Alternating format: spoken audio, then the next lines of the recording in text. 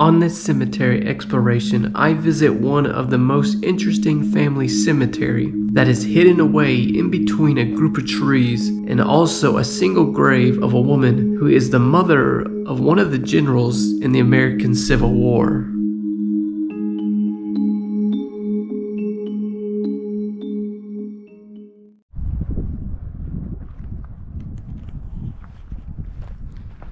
So, after doing some research, I came across another family cemetery. This one is actually a bit more interesting than the other ones that I've done, in my opinion, and I believe I see it up here. You'll see when we get to it. If you see that big, oh, ouch, these briars. If you see that big tomb right there, mausoleum thingy, that is it. And there should be a grave, maybe a few. Yeah, there's a grave to the left hand side. Is that it? Yeah, that should be it. Okay, I'm seeing another tomb, yeah, because there are multiple tombs.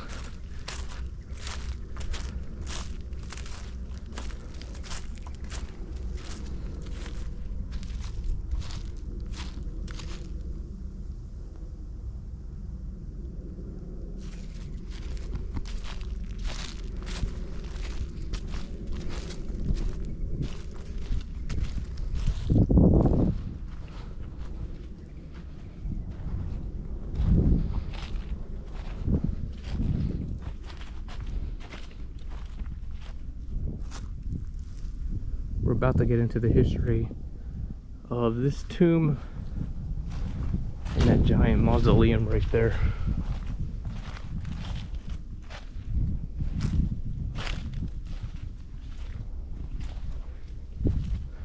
They got dogs.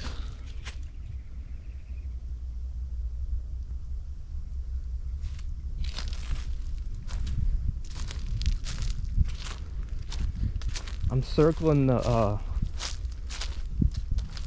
mausoleum, that's what it's called online, before we get into the history so you can see it.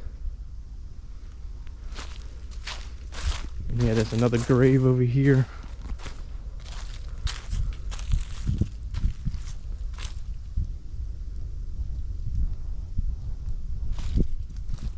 Had to walk all the way out there.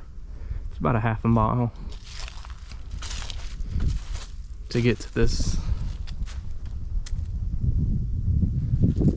And this is what it looks like around me.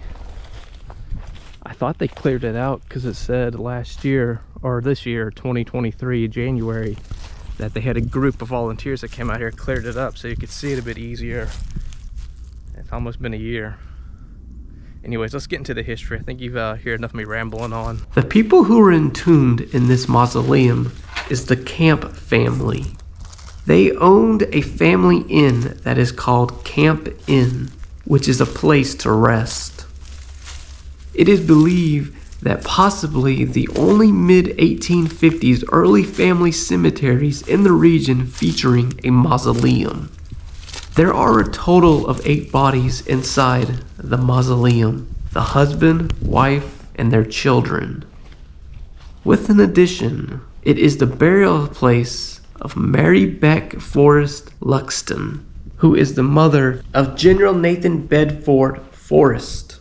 And if you don't know who General Nathan Bedford Forrest is, well, American businessman who served as the Confederate Army general during the American Civil War.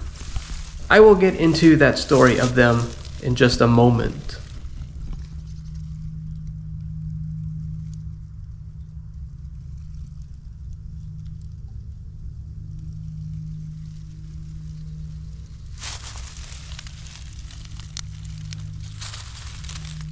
I can't tell what that headstone says at the bottom.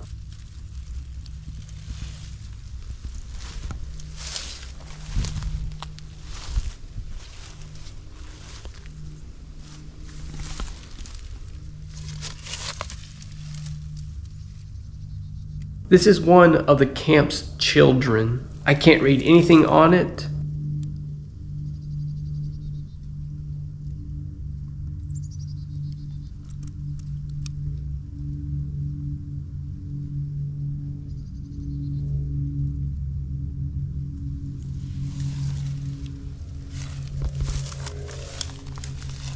The mausoleum is really cool to see in person.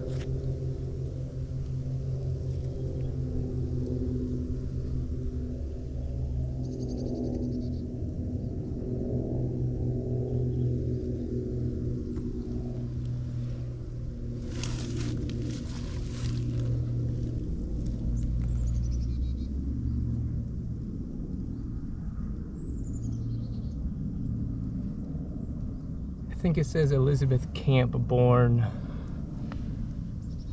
something 15, 1820, died August 4th, 1889. Got a caterpillar right there.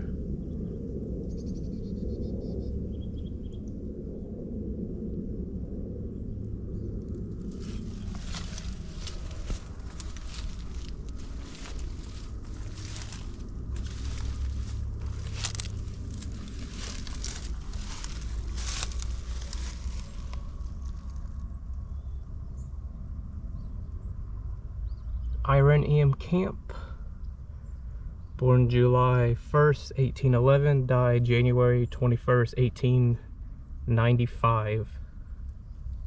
This is the father, and the other one is the mother.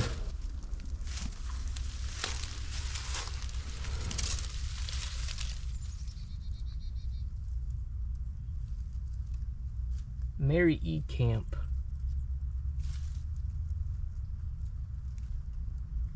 Looks like they were born in 1852 and died July 9th, 1854.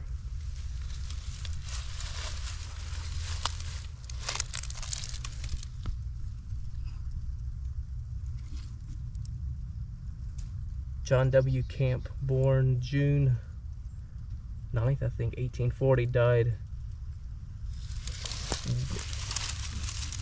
June 22nd, 1852. Wow, 12 years old. So, what I'm getting out of these little ones at the bottom must have been her children.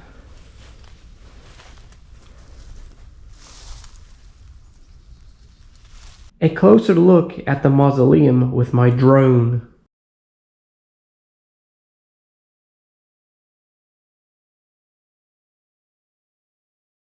And here is a top view of the mausoleum, also with my drone.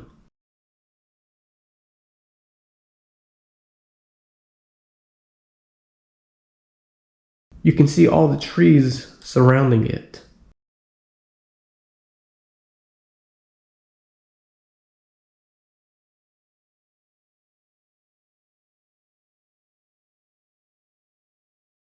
The tomb off to the side is Miriam Beck Luxton.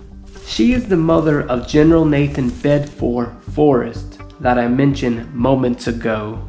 Maryanne was born in 1802, died on November 15, 1867, between ages 64 and 65.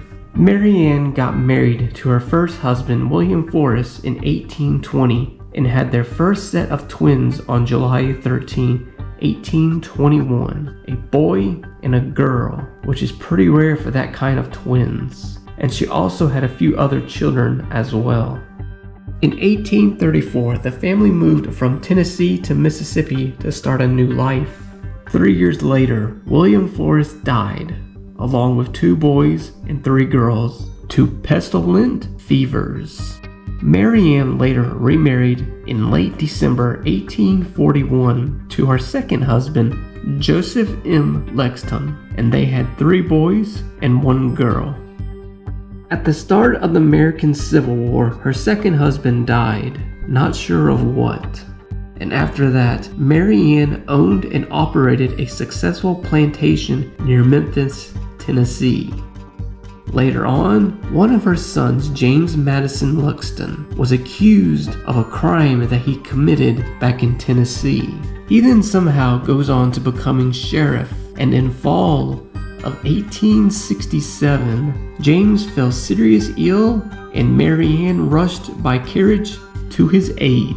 Well, she ended up stepping off the carriage in Navasota. A nail penetrated her foot. Maryanne suffered blood poisoning and died on November 15, 1867. Her son James survived and later raised a family in Texas. If you want to read more about this story, I will provide it in the video description down below. This is a pretty interesting story and something that you don't normally see that often at a family cemetery. These people had style. I like to see stuff like this.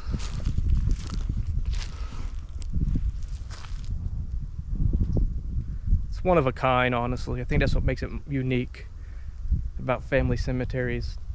Sometimes they go all out, sometimes they just have normal headstones. This is a mausoleum. Beautiful one. All right, let's shut this gate right here. Put it back the way it was. Guess that's how it went.